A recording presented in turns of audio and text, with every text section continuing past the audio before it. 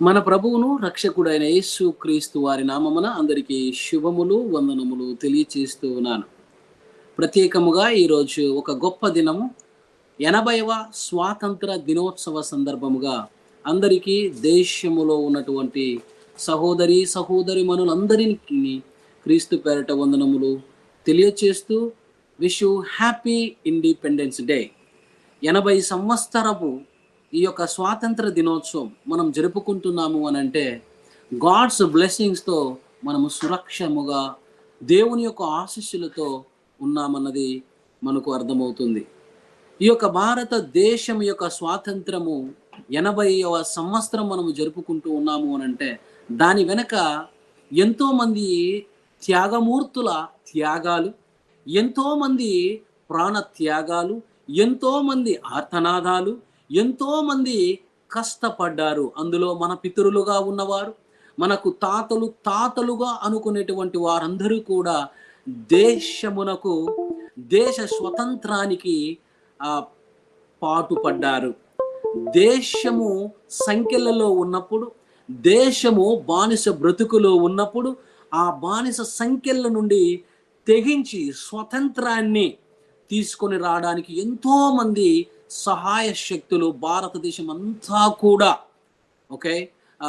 చేశారు. వారందరికీ కూడా హృదయపూర్వక వందనములతో ఈ యొక్క జ్ఞాపకాన్ని చేసుకుంటూ చాలా చక్కటి ఆగస్టు 15 ఇండిపెండెన్స్ డే సెలబ్రేట్ చేసుకుంటూ వారందరికీ కూడా ప్రభు పేరట నిండు వందనములు తెలియచేస్తూ ఉన్నారు. ఎస్పెషల్లీ ఈరోజు స్వాతంత్రమును గూర్చి దేవుని యొక్క వాక్కులు ఏమని సెలవిస్తాయో మనం ఆలోచన చేద్దాం. ప్రపంచంలో ఎవరు కూడా బానిస బ్రతుకుగా ఉండకూడదు. ప్రపంచంలో ఏ ప్రాంతము కూడా బానిస బ్రతుకుగా ఉండకూడదు. ప్రపంచంలో ఏ దేశము కూడా బానిసగా ఉండకూడదు అని దేవుడు చాలా చక్కగా తన వాక్కులలో తెలియచేశాడు. ఒకసారి మనం చూడగలిగితే గలతీయులకు రాసిన పత్రిక 5వ అధ్యాయము 13వ వచనంలో, సహోదరులారా మీరు స్వతంత్రులుగా ఉండుటకు పిలువబడితిరి. మనమందరము స్వతంత్రులుగా ఉండటానికి పిలువబడ్డాం. మనము బానిసలుగాను సంఖ్యలతో వేరే వాళ్ళు కట్టివేస్తే ఉండటానికి పిలువబడిన వారము కాదు. అందుకనే దేవుడు మన దేశాన్ని శాంతియుతముగా, దేవుడు మన దేశాన్ని బ్లెస్ చేసి 80వ సంవత్సరపు ఇండిపెండెన్స్ లోనికి వచ్చాము అని అంటే మనం ఎంతో చక్కటి ఉన్నటువంటి వారము, అంటే మనం ఎంతో బ్లెస్డ్ పర్సన్స్ అని దాని అర్థము. గనుక ఈ విషయాలను జ్ఞాపకం చేసుకోవాలి. దేవుడు ఈ దేశానికి, దేవుడు ఎవరైతే బానిసలో ఉన్నారో వారిని అందరినీ విడిపించడానికి సహాయపడతాడు. దేవుని వాక్యము క్లియర్గా సెలవిస్తుంది, మీరు స్వతంత్రులుగా ఉండుటకు పిలువబడితిరి. You call to be free from that slavery, right? అందుకనే ముఖ్యమైన 3 విషయాలను ఈరోజు దేవుని యొక్క వాక్కు నుండి మనము తెలుసుకుందాం. దేశమా, దేవునిని తడువులాడి కనుక్కుంటూ ఉన్నావా?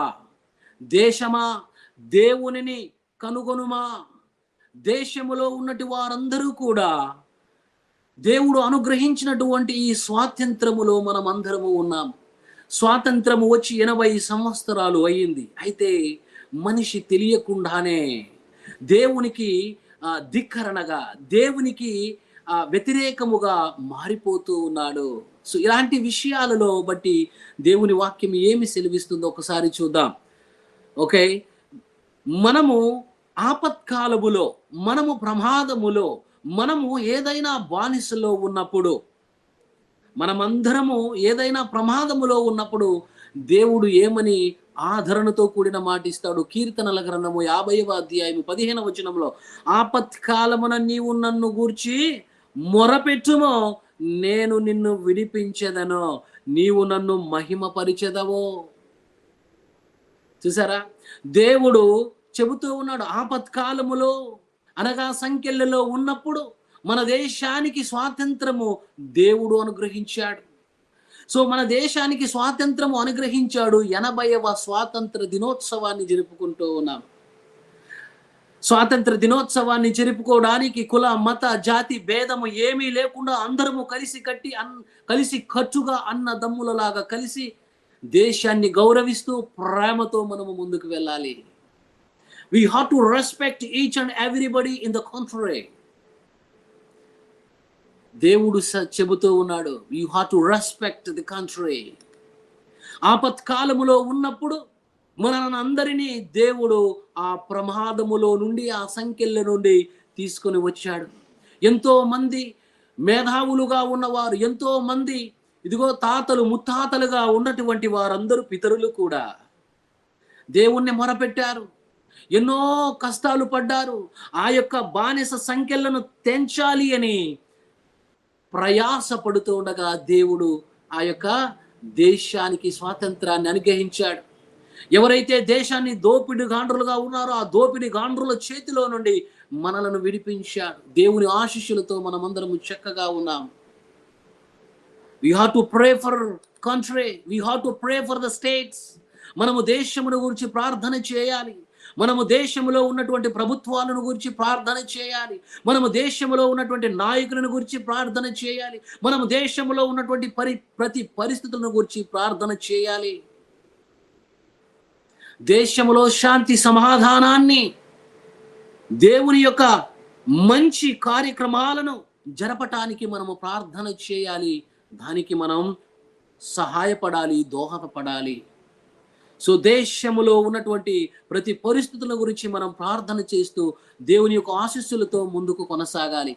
అయితే ఈ స్వాతంత్రపు దినోత్సవ సందర్భముగా మేము ఇప్పుడే ఈ యొక్క సౌత్ అమెరికాలో గయానా కంట్రీలో ఇండిపెండెన్స్ డే సెలబ్రేషన్స్ ఫినిష్ చేసుకొని చాలా చక్కగా ఇది ఒక మంచి ఫెస్టివల్, మంచి పండుగ దినం, హృదయానికి సంతోషాన్ని ఇచ్చేటువంటి స్వాతంత్ర దినోత్సవం చక్కగా వేడుకలు జరుపుకొని వచ్చాం. అయితే దేవుడు ఈ యొక్క ఇండిపెండెన్స్ గురించి, స్వాతంత్రమును గురించి కొన్ని విషయాలను స్పిరిచువల్ గ్రోత్గా, స్పిరిచువల్ డెవలప్మెంట్లోను, అదేవిధంగా ఫిజికల్ డెవలప్మెంట్లోను, ఇహలోక సంబంధంలో కూడా మనం ఎలా ఉండాలి అనేటువంటి విషయాలను తెలియజేస్తూ ఉన్నాడు. ఓకే, ముందుగా దేశములో ఉన్నటువంటి ప్రతి పరిస్థితులను గురించి, దేశమును గురించి మనము ప్రార్థన చేయాలి. ఓకే, అయితే స్వాతంత్రానికి సంబంధించినటువంటి ముఖ్యమైన 3 విషయాలను తెలుసుకుందాం. కీర్తనల గ్రంథము 50వ అధ్యాయము 15వ వచనం, ఆపత్కాలమున నీవు నన్ను గూర్చి మొరపెట్టుము, నేను నిన్ను విడిపించెదను, నీవు నన్ను మహిమపరిచెదవు. దేవుడు సెలవిస్తూ ఉన్నాడు. ఆపత్కాలములో ఉన్నటువంటి ప్రతి ఒక్కరు, ఎవరైనా సరే, ఒక వ్యక్తి అయినా సరే, ఒక కుటుంబం అయినా సరే, ఒక ప్రాంతంలో ఉన్నవారైనా సరే, ఒక దేశంలో ఉన్నవారైనా సరే, ఆపత్కాలములో ఉన్నప్పుడు దేవునిని అడిగితే, దేవునిని మొరపెడితే ఆ యొక్క ఆ సంఖ్యలలో ఎవరైతే ఉన్నారో వారిని, ఆ యొక్క పాపము చేసేటువంటి వారిని, ఆ యొక్క ద్రోహము చేసేటువంటి వారిని, ఆ యొక్క వేరే వారిని బానిస బ్రతుకులో ఉండేటట్టు చేసే వారిని తరిమి కొడతాడు దేవుడు. జ్ఞాపకం చేసుకోవాలి. అందుకనే ఆపత్కాలములో ఉన్నావా? అయితే దేవుడు ఆ యొక్క ఆపత్కాలము నుండి మనలను విడిపిస్తాడు.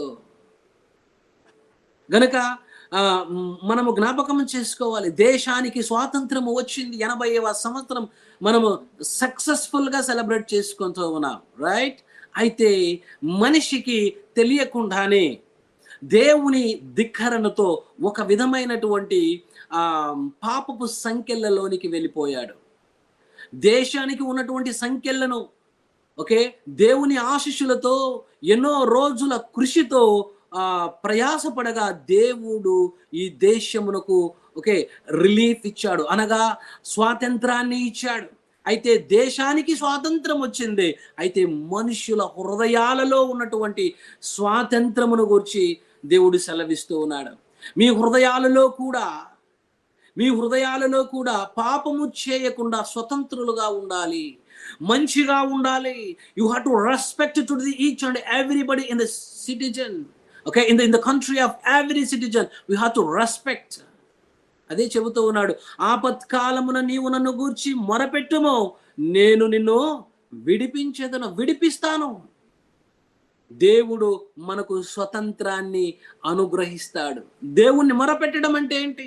దేవుణ్ణి ప్రార్థనాపూర్వకంగా అడగడం, దేవుణ్ణి ఆ యొక్క ఇన్నోసెన్స్, ఒబీడియన్స్తో మనము హృదయపూర్వకమైన ప్రార్థనతో మనము అడగడం, రైట్? ప్రార్థన ద్వారా స్వాతంత్రము లభిస్తూ ఉంది. రెండవది, ఓకే, గలతీయులకు రాసిన పత్రిక 5వ అధ్యాయము 1వ వచనం, ఈ స్వాతంత్రము అనుగ్రహించి క్రీస్తు మనలను స్వతంత్రులనుగా చేసి ఉన్నాడు. క్రీస్తు ద్వారా స్వాతంత్రము. ఎస్, ఈ లోకానికి యేసుక్రీస్తు ప్రభుల వారు వచ్చారు. ఈ లోకములో ఉన్నటువంటి పాపములో ఇరుక్కుపోయినటువంటి వారందరికీ యేసుక్రీస్తు ప్రభుల వారు స్వాతంత్రాన్ని అనుగ్రహిస్తూ ఉన్నారు. పాపము అనగా దేవుని యొక్క ఆజ్ఞల అతిక్రమణ. ఈ లోకములో పుట్టినప్పుడు నుండి ఎన్నో రకాలుగా దేవుని యొక్క ఆజ్ఞలను మీరిపోయి లోకములో అబద్ధాలు మాట్లాడుతూ, లోకములో దొంగతనాలు చేస్తూ, లోకములో దేవుని ఆజ్ఞలను ధిక్కరిస్తూ ఇలా బ్రతుకుతూ ఉన్నప్పుడు అది పాపముగా ఆజ్ఞ అతిక్రమించటం వలన పాపము మనిషిలోనికి వస్తుంది.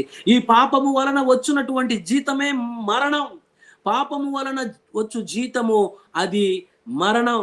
ఆ మరణమే నరకముగా దేవుని యొక్క వాక్యము సెలవిస్తూ ఉంది. గనక సో ఈ యొక్క పాపములో ఉండుట దేవునికి ఇష్టము లేదు. గనుక రెండవది, క్రీస్తు ద్వారా స్వాతంత్రము.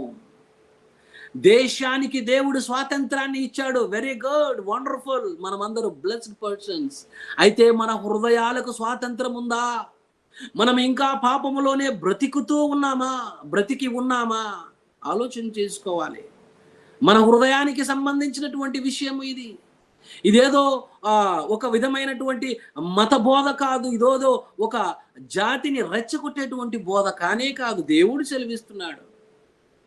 హృదయములో మనము ఒకవేళ దేవుని ఆజ్ఞలను ధిక్కరిస్తే మనము ఆ ధిక్కరణలో, ఆ పాపములో ఉండకూడదు అని దేవుడు కోరుకుంటున్నాడు. ఈ స్వాతంత్రము అనుగ్రహించి క్రీస్తు ద్వారా మనకు స్వాతంత్రము లభించింది. ఎలా చేయాలి? ఎలా మనం దేవుణ్ణి అడగాలంటే స్వాతంత్రమును గురించి మొరపెట్టాలి. ఎలా? దేవా, ఇదిగో నేను పాపము చేశాను, ఈ లోకములో ఎన్నోసార్లు మీ ఆజ్ఞలను అతిక్రమించాను. అయితే ఈ పాపమునకు వచ్చు జీతము మరణము అని తెలుసుకుని ఉన్నాను. ఆ పాపములో మనం ఉన్నామే, ఇరుక్కొని పోయి ఉన్నామే.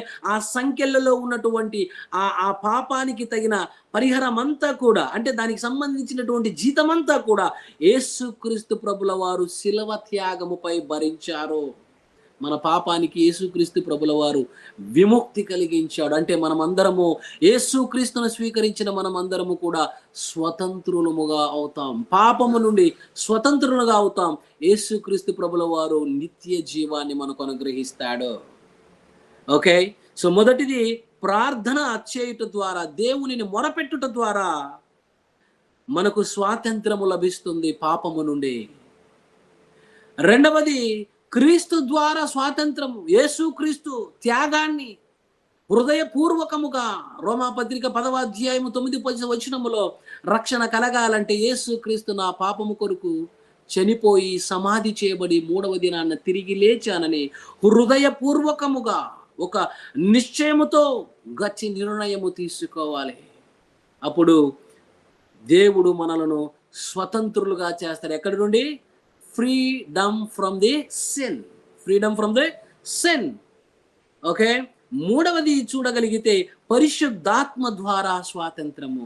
కొరింథీయులకు రాసిన 2వ పత్రిక 3వ అధ్యాయము 17వ వచనం, ఎవరైతే యేసుక్రీస్తు ప్రభుల వారి యొక్క వాక్కులను వింటారో, రైట్, ఎవరైతే పరిశుద్ధుడైన ఆ దేవుని వాక్కులను హృదయంలో చేర్చుకుంటారో, అప్పుడు వారి యొక్క హృదయంలో వెళ్ళిన దేవుని వాక్కులు, ఓకే, యేసుక్రీస్తు ప్రభుల వారిని ఇదిగో నా పాపాల కోసం చనిపోయాడని స్వీకరిస్తారో, అప్పుడు పరిశుద్ధాత్మ దేవుడు వారి యొక్క జీవితాన్ని ముద్ర వేస్తాడు. ముద్రించబడుతుంది. అంటే ప్రభువు ఆత్మ వారి హృదయాన్ని, వారి జీవితాన్ని నడిపిస్తుంది నిత్య జీవానికి. చూడండి, కొరింథీయులకు రాసిన 2వ పత్రిక 3:17 వచనంలో, ప్రభువే ఆత్మ, దేవుడు ఆత్మ గనుక దేవునిని ఆరాధించేవారు ఆత్మతోనూ సత్యముతోనూ ఆరాధించాలి. పెదవులతో కాదు, యాక్టింగ్తో కాదు, మన క్రియలతో కాదు, రకరకాలుగా అవతారాలతో కాదు, బయట యాక్టింగ్ వద్దు. దేవునికి కావలసింది హృదయం. దేవుడే ఆత్మ. ప్రభు యొక్క ఆత్మ, పరిశుద్ధాత్మ ఎక్కడ నుండునో అక్కడ స్వాతంత్రము ఉండును. ప్రభు ఆత్మ మన హృదయాలలో ఉంది అంటే అక్కడ స్వాతంత్రము ఉంది. మనము బానిసలము కాదు. We are no more slavery persons. We are come into the freedom of life. We are coming into the freedom from the sin. మనము పాపములో నుండి బయటకు వచ్చిన వారము. దేవుని యొక్క ఆత్మ మన హృదయాలలో ఉంది అంటే మనము పాపపు ఆ సంకెళ్ళలో నుండి బయటికి వచ్చిన వారు. దేవుడు దేశానికి సంకెళ్ళు తెంచి వేశాడు. దేవుడు దేశాన్ని ఆశీర్వదిస్తూ ఉన్నాడు. అయితే ఈ క్షణములో మనుష్యులుగా హృదయములో స్పిరిచువల్గా దేవుడు చెబుతున్న మాటలు ఏంటంటే, మన హృదయాలు దేవునికి విరోధముగా ఉండగలిగితే దేవుడు అంటున్నాడు, ఆపత్కాలములో నీవు ఉన్నావా, ప్రమాదములో నీవు ఉన్నావా, అయితే ఒక్కసారి నీవు మొరపెట్టాలి. ఒక్కసారి దేవుణ్ణి ప్రార్థన చేయాలి. ఒక్కసారి దేవుని ఏమని ప్రార్థన చేయాలి? we have to recognize ourselves who you are. దేవుని యొక్క ఆజ్ఞను అతిక్రమించి పాపిగా మారావా, అయితే దాని వలన వచ్చే నష్టము చాలా ఘోరం. తప్పు చేస్తే నష్టం ఉంటుంది కదండి. అంతే కదా, ప్రభుత్వము కూడా దొంగతనాలు చేసే వారికి ఏముంటుంది? శిక్ష ఉంటుంది. దొంగతనం చేసిన వాడిని సత్కరించదు కదా. ఏ రాజ్యము, ఏ రాజ్యాంగము, ఏ దేశంలో కూడా అలా చెప్పరు. దొంగతనం చేస్తే శిక్ష, తప్పు చేస్తే శిక్ష. ఇదిగో దేవుని ఆజ్ఞకి వ్యతిరేకించామా, అయితే తప్పు చేసాము గనుక శిక్ష ఉంది. అయితే ఆ శిక్ష నుంచి తప్పించుకోవాలి అనంటే ఇదిగో ప్రార్థన చేయాలి.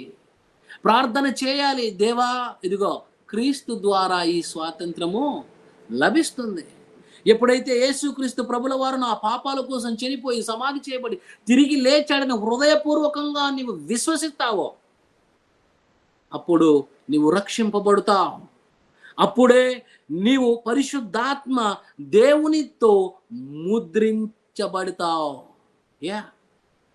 అందుకని ఎఫెసీయులకు రాసిన పత్రికలో చాలా క్లియర్ కట్గా మొదటి అధ్యాయంలోనే సెలవిస్తూ ఉంది 13వ వచనంలో, మీరు సత్యవాక్యమును అనగా రక్షణ సువార్తను విన్నారు.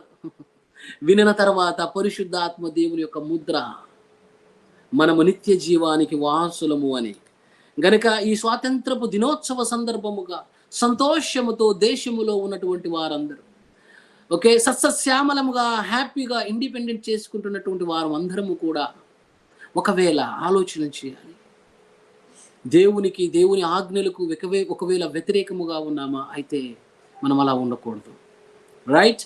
సో గనుక యేసుక్రీస్తు ప్రభుల వారి యొక్క ఆత్మ, పరిశుద్ధాత్మ స్వాతంత్రాన్ని అనుగ్రహిస్తుంది. ప్రార్థన ద్వారా స్వాతంత్రము, క్రీస్తు ద్వారా స్వాతంత్రము, పరిశుద్ధాత్మ దేవుని ద్వారా స్వాతంత్రము కలుగుతుంది. Okay, again wish you happy independence day. అందరము కూడా 80వ స్వాతంత్ర దినోత్సవ సందర్భముగా అందరికీ ప్రభు పేరట వందనాలు తెలియచేస్తూ, ఓకే, గలతీయులకు రాసిన పత్రిక 5వ అధ్యాయం 13వ వచనంలో చెప్పిన విధముగా, సహోదరులారా, మీరు స్వాతంత్రులుగా ఉండుటకు పిలువబడితిరి. మనము దేనికి కూడా బానిసలుగాను, పాపమునకు బానిసలుగా ఉండకుండా పరిశుద్ధులుగా మనము స్వతంత్రులుగా ఉండటానికి దేవుడు పిలిచాడు. ఓకే, సో అందరి గురించి, దేశమును గురించి, దేశంలో ఉన్న నాయకుల గురించి, దేశమును శాంతి సమాధానాలతో దేవుడు నింపులాగున ప్రార్థన చేద్దాం. అందరికీ వందనాలు. Praise the lord.